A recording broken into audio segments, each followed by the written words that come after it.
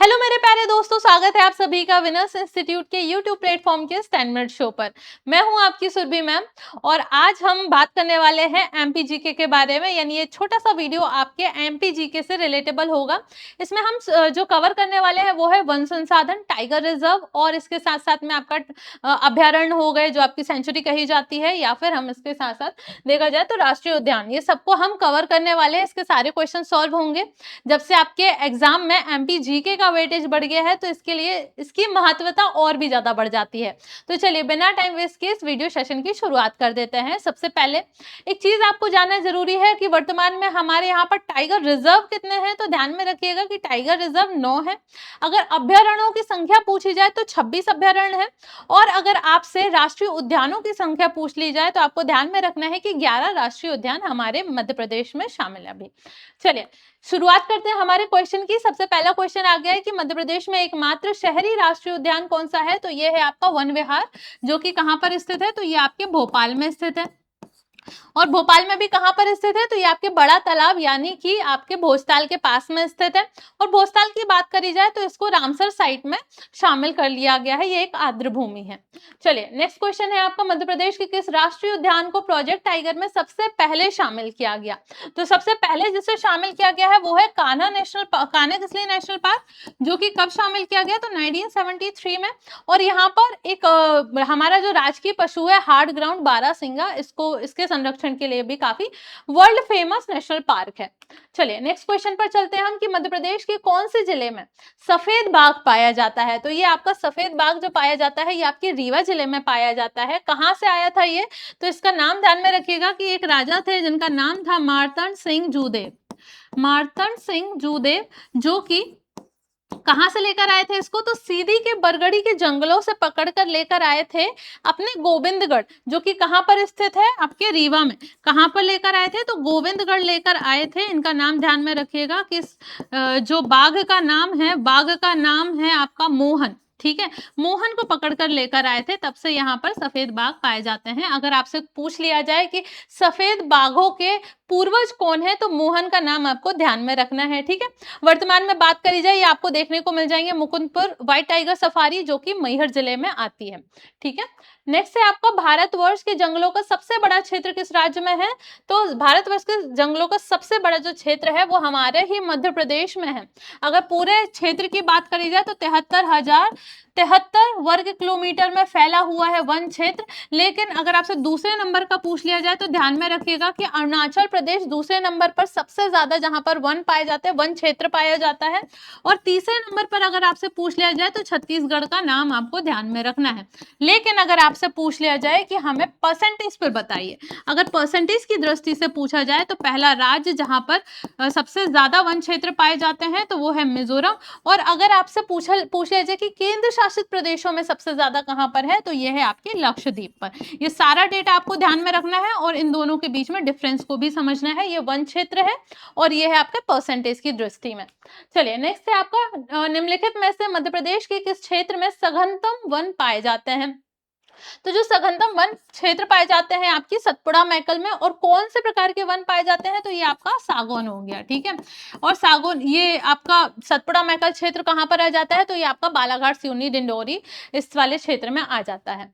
Next है आपका, मध्य प्रदेश का कौन सा राष्ट्रीय उद्यान यूनेस्को बायोस्फीयर रिजर्व क्षेत्र का भाग है।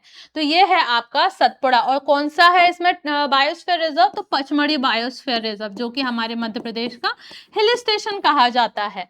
चलिए नेक्स्ट क्वेश्चन पर चलते हैं। राजवन अनुसंधान संस्थान कहां पर स्थित है। तो ये है आपके जबलपुर के पोली पाथर में स्थित है। और इसको यहाँ पर ही क्यों स्थापित किया गया, क्योंकि आपका जो वन क्षेत्र है जैसे पैंच हो गया या बांधवगढ़ नेशनल पार्क हो गया, ये सारी इन दोनों के बीच का क्षेत्र है ये जबलपुर, जहां पर इनको लगा कि बीच में स्थापित करना चाहिए। तो राजवन अनुसंधान संस्थान हमारे जबलपुर में स्थापित है। नेक्स्ट है आपका, मोगली की भूमि के नाम से प्रसिद्ध कौन सा राष्ट्रीय उद्यान है। तो मोगली की भूमि के नाम से है आपका प्रसिद्ध कौन सा, पैच टाइगर रिजर्व, जो कि जंगल बुक के फेमस कैरेक्टर मोगली के नाम से रखा गया है। इसे लैंड ऑफ मोगली भी कहा जाता है। और इसके साथ साथ एक और चीज का ध्यान में रखिएगा कि यहाँ पर पेंच नदी बहती है, जो कि इस नेशनल पार्क को 2 भागों में विभाजित कर दी जाती है। कहाँ पर स्थित है? तो सिवनी छिंदवाड़ा के पास आपको ये देखने को मिल जाता है। नेक्स्ट है आपका निम्नलिखित में वन प्रकारों में से मध्य प्रदेश में सर्वाधिक विस्तार किसका है? तो जो सर्वाधिक विस्तार है वो है उष्णकटिबंधीय शुष्क पर्णपाती वनों का। क्या होता है उष्णकटिबंधीय? तो ये जहां पर साल भर गर्म जलवायु होती है तो उसको उष्णकटिबंधीय कहा जाता है। और शुष्क पर्णपाती वन मतलब कि जहां पर उष्णकटिबंधीय जलवायु हो और गर्मी और शुष्क मौसम में जो भी वन अपने पत्ते गिरा देते हैं तो वो कहलाते हैं शुष्क पर्णपाती वन। और ये हमारे मध्य प्रदेश में सर्वाधिक विस्तार इन्हीं का है। और कौन से आते हैं इसके अंतर्गत? तो सागौन के वृक्ष आते हैं, जो कि अपनी मजबूती के लिए बहुत ज्यादा प्रसिद्ध है। नेक्स्ट है आपका चिड़िको पर्यटक स्थल किस जिले में स्थित है? तो ये है आपका राजगढ़ जिले में। और राजगढ़ जिले के में भी कौन सी तहसील में? तो नरसिंहगढ़। ठीक है, नरसिंहगढ़ तहसील में स्थित है। इसका नाम चिड़िको क्यों पड़ा है? क्योंकि इसके अंदर में एक झील है जिसका आकार चिड़िया के जैसा है और यहाँ पे प्रवासी पक्षी आते हैं सर्दियों के मौसम में, जिसकी वजह से इसको चिड़िको पर्यटक स्थल कहा गया है। और इसके साथ आपको ये भी ध्यान में रखना है कि इसको मालवा का कश्मीर भी कहा जाता है। मालवा का कश्मीर क्यों कहा जाता है? क्योंकि यहाँ पर बहुत ही सुंदर हरियाली देखने को मिलती है, जिसकी वजह से इसको मालवा का कश्मीर कहा जाता है। और हमारा राजकीय पशु दूधराज भी यहाँ पर पाया जाता है। चलिए नेक्स्ट है आपका हार्ड ग्राउंड बारहसिंगा संरक्षण के लिए प्रसिद्ध कौन सा राष्ट्रीय उद्यान है? तो इसके बारे में हम बात ही कर चुके हैं। कान्हा नेशनल पार्क है, जो कि सबसे बड़ा एमपी का नेशनल पार्क है। नेक्स्ट है आपका मध्य प्रदेश में जीवाश्म राष्ट्रीय उद्यान स्थित है। तो जीवाश्म राष्ट्रीय उद्यान आपके डिंडौरी में स्थित है, जो कि सबसे छोटा राष्ट्रीय उद्यान है। कितना क्षेत्र है इसका? तो 0.27 वर्ग किलोमीटर इसका क्षेत्र है। लेकिन अगर आपसे ये पूछ लिया जाए कि डायनासोर जीवाश्म राष्ट्रीय उद्यान कहाँ पर स्थित है, तो वो जाएगा आपका धार जिले में। ठीक है, धार में, जहां पर डायनासोर की हड्डी और अंडों को संरक्षित करके रखा गया है। तो ये आपका धार में है, दोनों में डिफरेंस है, दोनों को ध्यान में रखिएगा।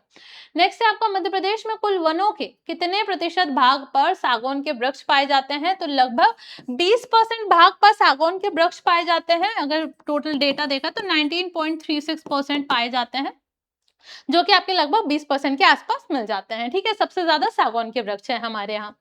अब नेक्स्ट है आपका करेरा अभ्यारण्य किस जिले में स्थित है? तो करेरा अभ्यारण्य आपके शिवपुरी जिले में स्थित है। इस चीज को आपको ध्यान में रखना है। चलिए नेक्स्ट है आपका निम्नलिखित में से कौन सा जिला सालवन के लिए प्रसिद्ध नहीं है? यहाँ पर नहीं है की बात चल रही है, तो ये तीनों तो है लेकिन खंडवा है जो कि नहीं है। और ये जो आपके सालवन है ये कहाँ पर पाए जाते हैं? तो ये आपका पूर्वी मध्य प्रदेश की तरफ में पाए जाते हैं, जैसे कि आपका मंडला, बालाघाट, डिंडौरी, पूर्वी मध्य प्रदेश में साल के वृक्ष पाए जाते हैं। तो खंडवा में क्या पाए जाते हैं? तो खंडवा में आपका सागौन पाए जाएंगे। ठीक है, नेक्स्ट है आपका कि भारत के किस राज्य में सागौन के वन का क्षेत्र सर्वाधिक है? तो हमारे मध्य प्रदेश में सबसे ज्यादा सागौन के वृक्ष पाए जा रहे हैं। नेक्स्ट है आपका जॉर्ज कैसल मध्य प्रदेश के किस राष्ट्रीय उद्यान में स्थित है? तो ये है आपका माधव राष्ट्रीय उद्यान में जॉर्ज कैसल स्थित है, और जो कि माधव नेशनल पार्क का सबसे उच्चतम बिंदु भी कहा जाता है। ये एक छोटा सा महल बनवाया गया था ब्रिटिश शासक के लिए। किसने बनवाया था? तो ग्वालियर के शासक जीवाजीराव सिंधिया जी ने बनवाया था, उनकी शिकार वगैरह पे आने के लिए। बाद में वो पॉसिबल नहीं हो पाया, तो ये कैसल अभी तक बना हुआ है। नेक्स्ट है आपका मध्य प्रदेश के शिवपुरी जिले में स्थित राष्ट्रीय उद्यान का नाम क्या है? तो जो शिवपुरी में है वो कौन सा है? तो माधव नेशनल पार्क है। ठीक है, अब नेक्स्ट है आपका किस वन को जैव मृत्तिका वन कहा जाता है? तो जो जैव मृत्तिका कहा जाता है ये कहा जाता है आपके उष्ण शुष्क पर्णजल वनों को। अब जैव मृत्तिका वन क्या होते हैं? तो ये अपनी जब पत्तियां गिरा देते हैं तो पत्तियां नीचे गिरकर सड़ गल जाती हैं, जिसकी वजह से यहाँ पर जैविक पदार्थों का संचय हो जाता है, जिसकी वजह से इसे जैव मृत्तिका वन कहा जाता है। नेक्स्ट है आपका निम्नलिखित में से किस राष्ट्रीय उद्यान में बाघ पुनर्स्थापन परियोजना विशेष रूप से सफल रही? तो ये रही है आपके पन्ना नेशनल पार्क में। और एक चीज का ध्यान में रखना है कि 2009 की बात है जब यहाँ पर बाघों की संख्या 0 हो गई थी, और इसको वापस से पुनर्स्थापित करने के लिए पहला आपका टाइगर रीइंट्रोडक्शन प्रोजेक्ट चलाया गया था, जो कि पहला था। ठीक है, तो ये आपको ध्यान में रखना है। नेक्स्ट है आपका मध्य प्रदेश में निम्नलिखित में से कौन सा बाघ अभ्यारण्य क्षेत्रफल की दृष्टि से सबसे छोटा है? अगर हम इनकी बात करें, इन ऑप्शंस की देखा जाए, तो यहाँ पर पैंच है जो कि सबसे छोटा है इनके। तो ये क्वेश्चन का जवाब आपको होमवर्क में देना है। इस चीज का आपको ध्यान में रखना है कि कमेंट बॉक्स में आप होमवर्क का जवाब देंगे। चलिए, अगर आपको कोई भी बुक परचेस करनी है तो उसके लिए विनर्स का पब्लिकेशन एप्लीकेशन है, नहीं तो आप मीशो, फ्लिपकार्ट और अमेजोन से भी ले सकते हैं। कोर्स परचेस करना चाहते हैं तो उसके लिए विनर्स इंस्टीट्यूट एप्लीकेशन है। कोई भी क्वेरी होती है तो आप इस नंबर पर संपर्क कर सकते हैं, और अगर आप ऑफलाइन आकर पढ़ना करना चाहते हैं तो आप हमारी ब्रांच को भी विजिट कर सकते हैं। वीडियो पसंद आया तो वीडियो को लाइक शेयर जरूर करिएगा, मुझे भी बताइएगा कमेंट करके, और अगर आपको इसी तरीके के और भी टॉपिक्स चाहिए तो आप मुझे वो भी सजेस्ट कर सकते हैं। चलिए, चैनल को सब्सक्राइब करना मत भूलिएगा। हम वापस से मिलेंगे दूसरे सेशन में, तब तक के लिए पढ़ते रहिए और बढ़ते रहिए।